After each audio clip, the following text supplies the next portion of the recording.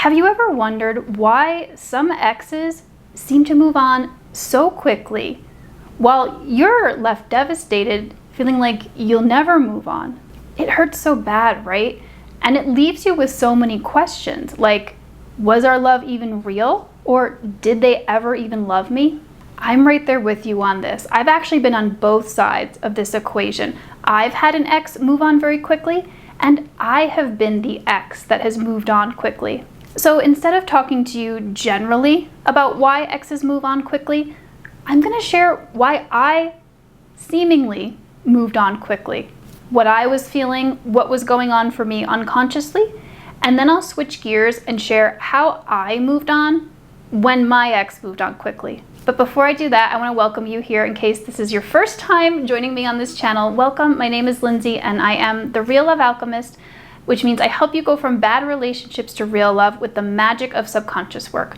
So that means coaching and energy healing, helping you to release the subconscious blocks to moving on from an ex and to opening your heart to real love. So if this sounds intriguing, click on the link in the description to learn more. All right, so my experience as being an ex who moved on quickly.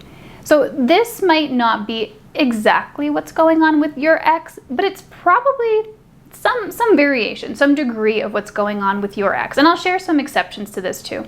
So when I got divorced years ago, I moved on pretty quickly.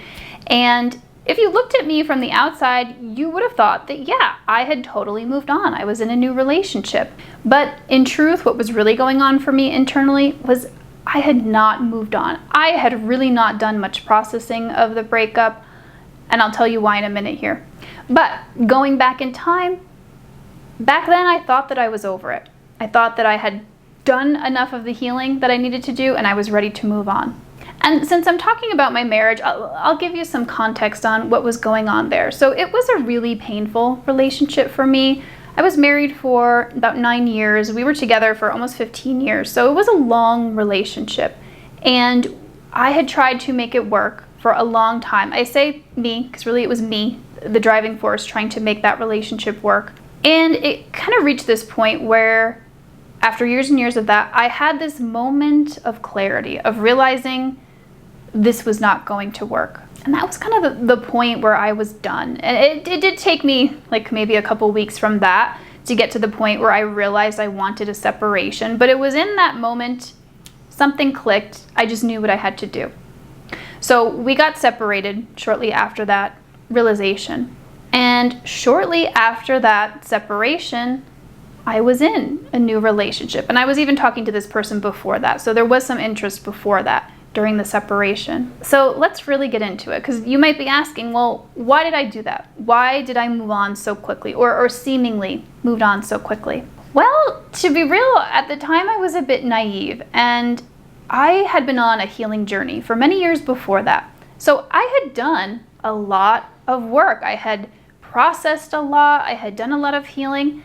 And I honestly thought that I had done enough. But what I didn't realize at the time is that there was still a lot for me to do. I really hadn't been focusing on my relationship specifically on that healing journey.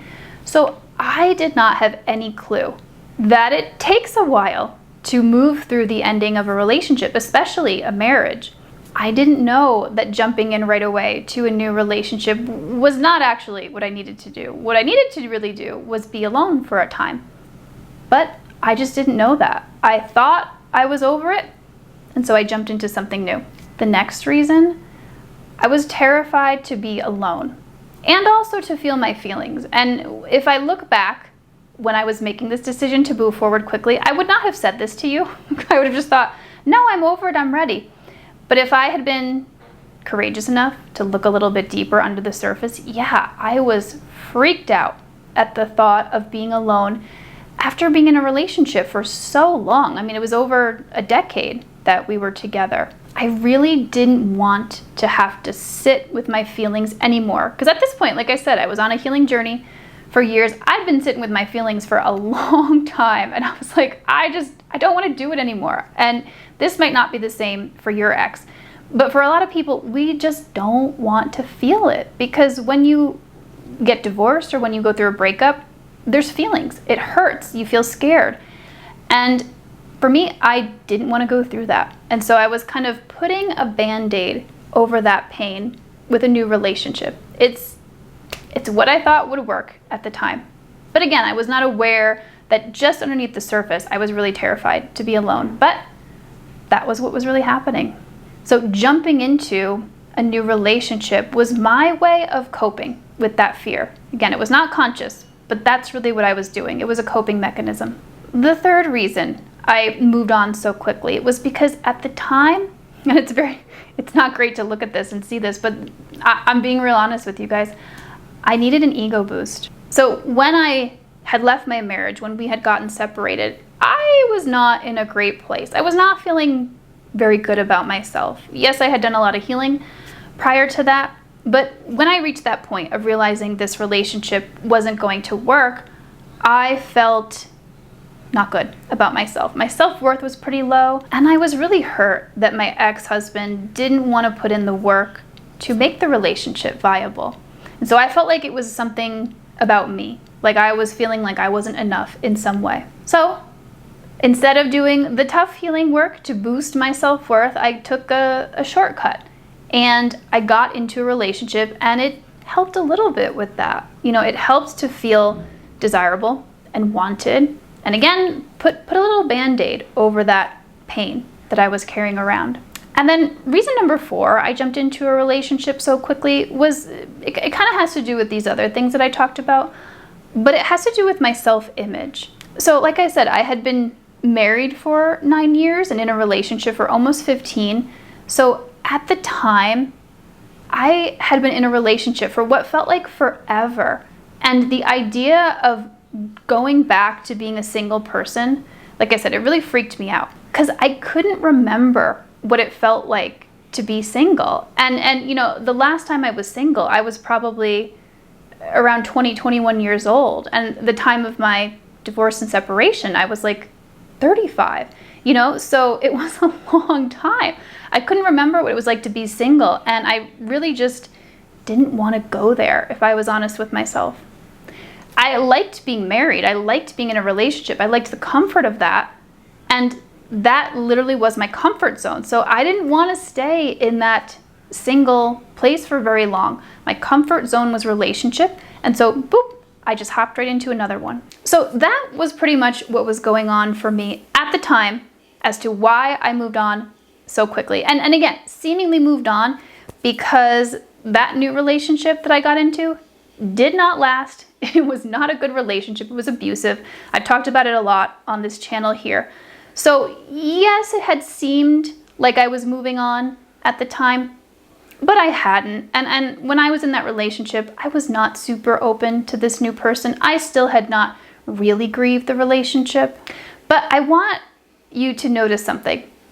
Notice that in all of the reasons I listed as to why I moved on so quickly, I did not say because I didn't love my ex or because I never loved my ex. Because those are the beliefs we have, right? When an ex moves on quickly, like that they never loved us or it never meant anything, our relationship. For me, this was not true at all. I did love my ex deeply, and that was actually why I moved on so quickly. That was why I was having a hard time during our separation, and I used the new relationship as a coping mechanism.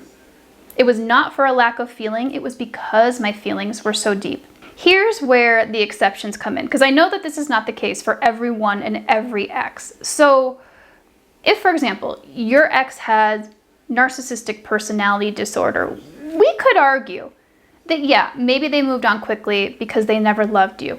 But here's where we start to take this personally. We think, oh, it's because of there's something lacking within us. No, for this person, if they have narcissistic personality disorder, this would be across the board. So yeah, maybe they didn't love you deeply.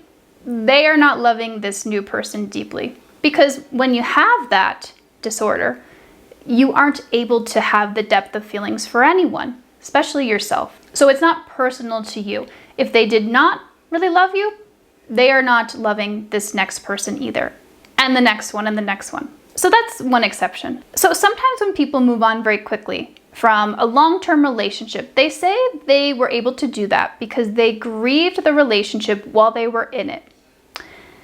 And to that, I say, I don't know. Because I can see where it could feel like that. That's where I was coming from. I thought when I was done with the marriage, I had fully grieved that thing because I had been grieving it for years. Like I said, it was a painful relationship. But there's a big emotional and energetic difference in your healing process when you're actually alone and single for a while versus grieving while you're in a relationship. I think you can certainly do some grieving while you're in a relationship, and I definitely did that. But to fully heal, I do think that it requires spending some time on your own. Because if you're like me, you may have been in a relationship for a long time and you're a different person now, and you need some time to figure out who you are now as the single person and what you want in a relationship, because you want to make sure that you're not just jumping into the same cycle of relationships, the same drama, the same toxicity, just with a different person. So that's my 2 cents about that. But generally, when an ex moves on quickly, it is some variation of what I shared was going on with me. But after sharing all that with you, the most important thing to know about this topic and ex moving on very quickly is that the why does not matter. Doesn't matter. We think that understanding the why, like figuring out what's going on with our ex, will make us feel better. Like it will take the pain away. We're basically logically trying to solve the pain that we're in, right? The hurt. And it doesn't. It doesn't. Even if we know exactly why our ex move on. Maybe it takes the sting away a tiny bit. Maybe. But ultimately, that pain is still there. You're still going to have to grieve this person. You can't logically bypass the feelings that you need to feel. So maybe you clicked on this video because your mind is trying to understand what happened. It's trying to look for answers. It's trying to solve the problem of this pain. And this actually does not serve you, because what that does is it keeps you looping, thinking about your ex and thinking about your ex. And as soon as you wake up, you think about them. As soon as you're trying to go to sleep, you're thinking about them. And that keeps your mind in a cycle of going back to your ex over and over again in your mind. And that actually makes it harder to move on. So I'm kind of placating your mind here with some general reasons of why our ex moves on quickly, but now we're going to get to the good stuff. How you can move on, how you can cope when your ex has moved on quickly. So what really helps? First thing that I did that really helped me, and you can do this too, is taking distance. So physical distance, not seeing them, not hanging out, and also emotional distance. Now, this might sound obvious, but distance means don't see your ex, don't hang out with them. And I feel like I have to say this because I was one who did stay in contact with my ex. I saw him on occasion. Did that help me move on? No, it did not.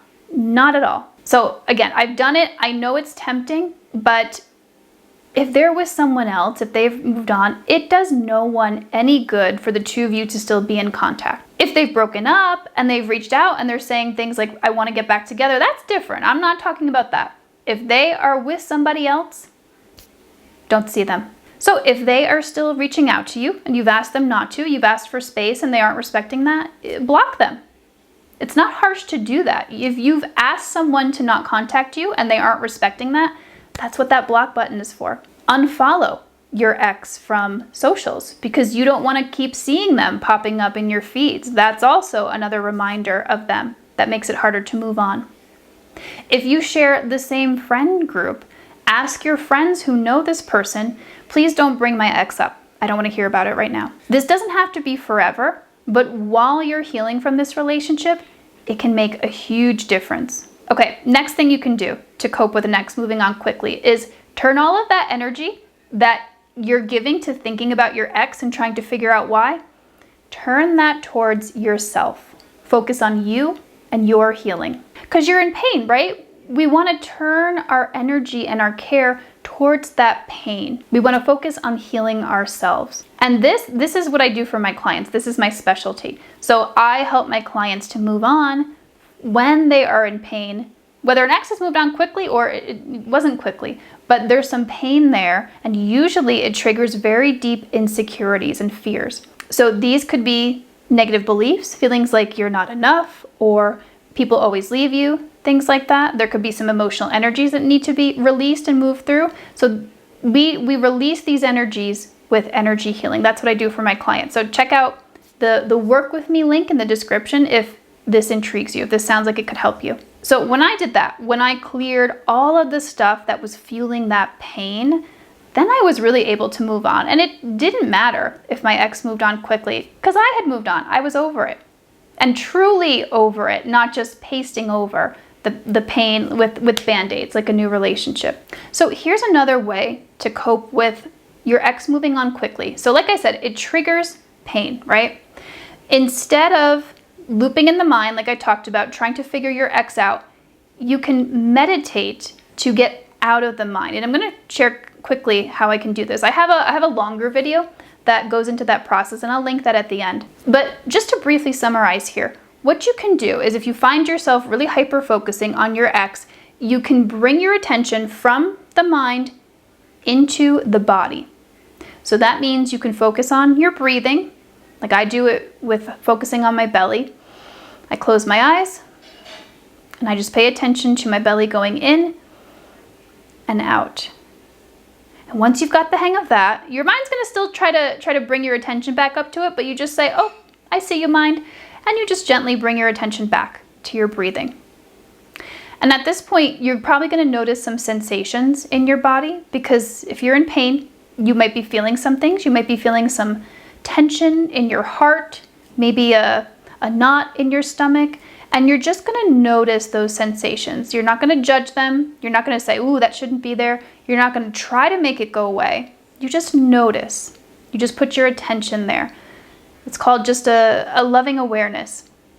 And so if you just notice maybe that pressure in your heart, you will see that if you sit with that for a little while, if you just notice it, it's going to start to change.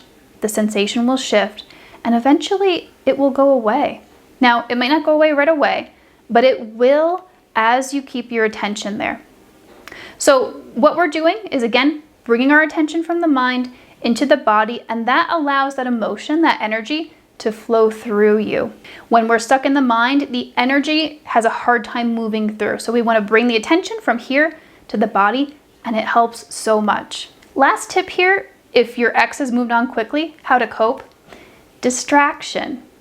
Now, I know that sounds bad from a person who is all about subconscious healing work, but here's the thing. We can kind of swing to two extremes with this. We can either go into full-on distraction mode where we're like, "I am not going to feel these feelings. I'm just over here doing my thing." We don't want to be there, but we also don't want to swing to the other extreme where all we're doing is just feeling our feelings. We're not doing anything else. We're just in the pain. That's not good either. So ideally, we want to have a balance of, yes, sitting with our emotions, make sure that we're allowing them to move through, like I just shared with you. We're not suppressing. We want to allow them to be there. But we're also allowing ourselves to do things that feel good. And it's really important to do that because it reminds you, it lets the brain know that this is not the end of your life here. This is not the end of your story. There's still things that give you pleasure. There's still things that you can look forward to. There's hope for your future. So we want to balance those two extremes out, so to speak. We absolutely want to take some time to sit with ourselves and to feel things. And we want to make sure that we're still living. So if you want to turn that focus from thinking about your ex onto yourself and your own healing, I would love to help you. Like I shared, this is what I specialize in. I do it all day, every day. And I would love to help you to release the subconscious blocks that are making it hard to move forward from this kind of a situation. So if that's you, again, you can find my link in the description where it says "Work With Me." So for a more detailed breakdown on that meditation process that I was telling you about, check out this video here.